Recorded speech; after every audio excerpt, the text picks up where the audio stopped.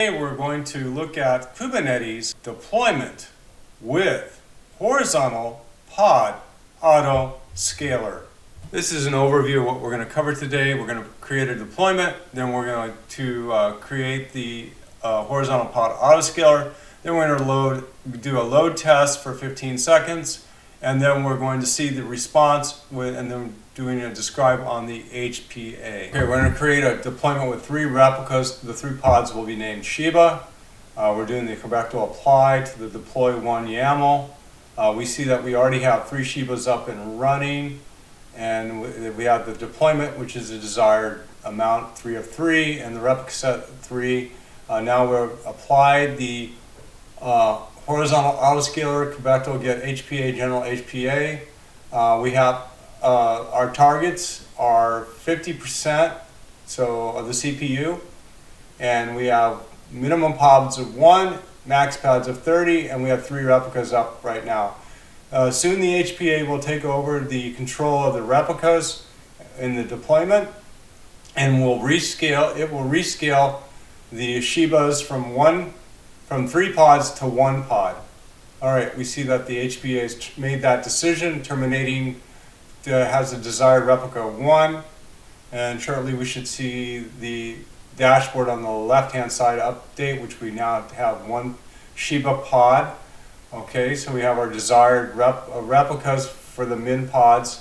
So the HPA is working as its parameters have dictated.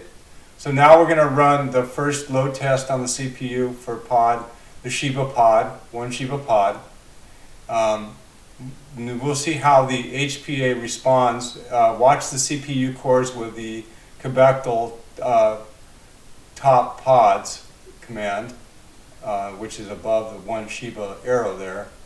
So now we see that the load test is done, and we look at the cores. The cores are going up, so anything beyond 50 should create another container. So we're seeing that yes, 2 new containers are being created, and now we're going to run a load test again on the original pod and then on the 2 new pods. So we should see a rescale of the describe HPA on the top of the left hand panel. So now we see that it went from size of 1 to 3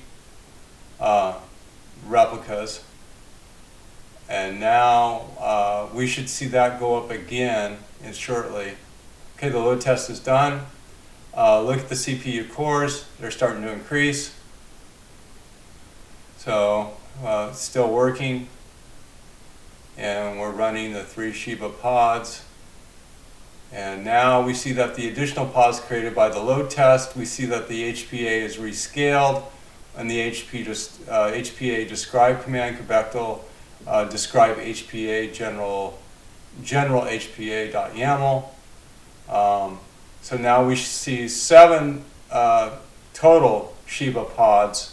So we had 4 new pods created based on the second load test that we did on one load test on those 3 pods.